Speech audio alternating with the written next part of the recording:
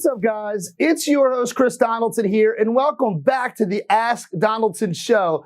I guess we're going to call this episode 10.1, maybe. So you brokers out there, this part is for you.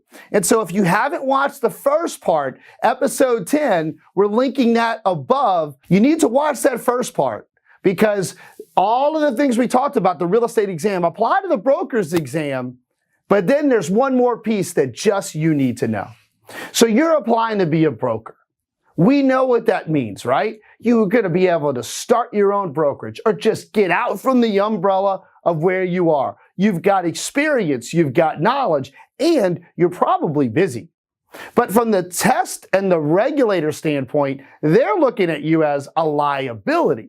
What they're trying to make sure is that if you're going to have a broker's license, that you have a higher level of knowledge of the material, which is the principles of real estate and your local state laws and rules, that you know that better than on the salesperson exam.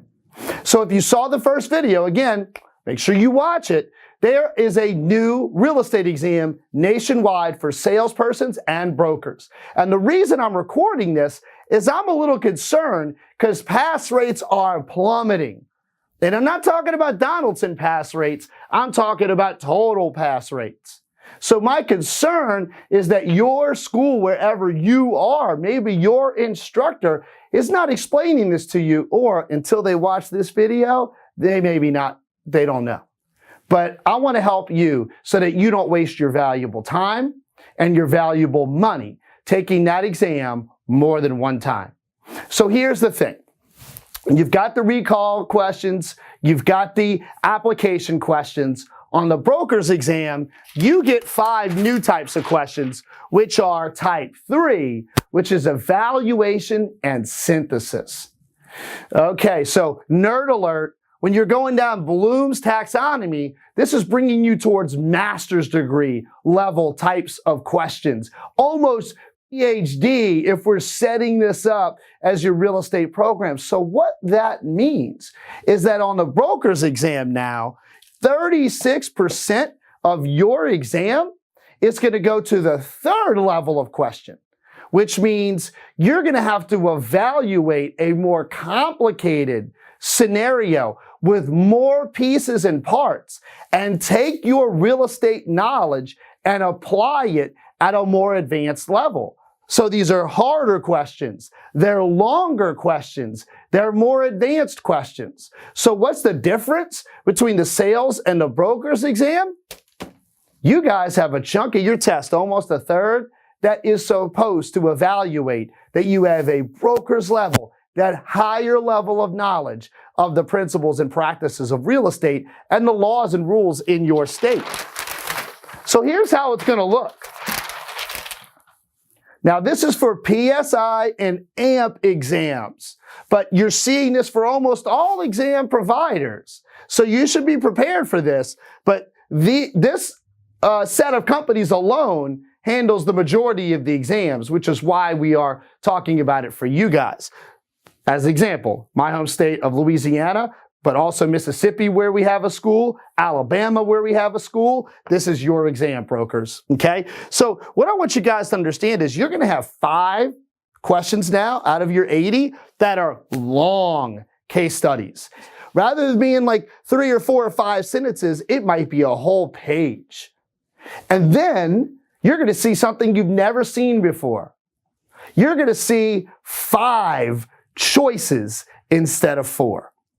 So it's going to give you 5 answers, like what is the best course of action here? What should you suggest as a broker? What is, how should, where should, right? You're going to synthesize, analyze, evaluate this long case study.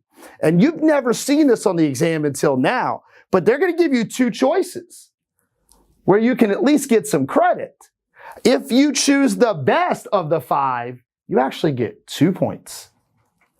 Now, if you recall, every point counts towards your passing grade. So you need 60 points out of 80. So if you pick the best one, it actually makes up for a question you might have missed somewhere else on the test. So when you see 5 choices, you should be going, good. It's a makeup chance, not a, oh my God, 5 choices. Because if you get the second best choice right, you still get a point.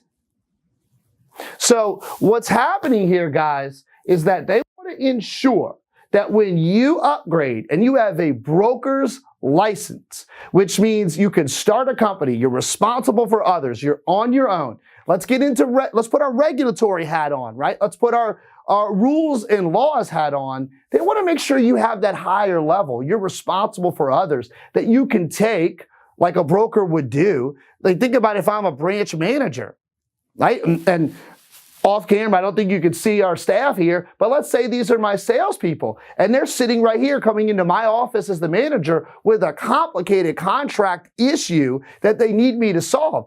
That's why I'm the broker. So the test is going to make sure you can do exactly that.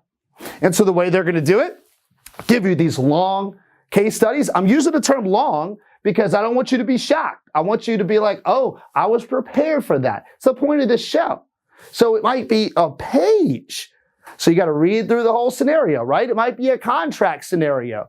Mary did this and Joe did this and the deposit here, the inspection's there and the counteroffer, right? All the way down the line. Then you're going to get 5, a question with 5 possible answers. You get 2 points for the best one, 1 point for the next best one. So brokers, for this reason alone, I've been hearing from you guys, and I've been hearing, oh my gosh, the test is so much different than you told me. No, it's not. I'm telling you right now. What you've got to understand is the content is the same or virtually the same. How they're going to assess your knowledge of the content is different. Boom. Because that's the deal. The content is largely exactly the same. Principles are principles. The rules and laws in your local state are the rules and laws. How they're going to assess your knowledge of that content is now different. And so, guys, please make sure that you pay attention to that. Broker candidates, if you've got a question, if I can help you, that's the whole point of the Ask Donaldson show. So if you guys have a specific question about your test, make sure to email me. And the email bag is ask, right? ask@donaldsoneducation.com. ask@donaldsoneducation.com. And maybe on next week's show, I'll be able to answer your specific question, whatever it may be. But I also want you guys to know that I've prepared an example of one type of principle in real estate. So one question, and I'm going to bring you all the way through it. So for instance, one concept, what would it look like as a level 1 question? What would it look like as a level 2 question? And what would it look like as a level 3 question? So click the link below, and all you've got to do is sign up for the email list, and we are going to give it to you for free. I want you to pass. It doesn't matter to me if you went to school here or not. That's your loss, but now it's your gain because we want you to pass. I don't want you to fail. I don't like seeing you spending your valuable time, money, and energy going to that testing center more than once. So take advantage of this. I'm going to show you how they take one question at the testing center and can ask it all of these ways, including the type 3 way that only you'll get on the broker's exam. So click the link below, take that free download, and then most importantly, guys, let me know if it helps you. The only way we can know if that helps you is to offer us the feedback, so I'd love to hear from you. So brokers, that's what I want to make sure that you know. Go pass the exam, let me know that you did, and we'll see you next time on the Ask Donaldson Show.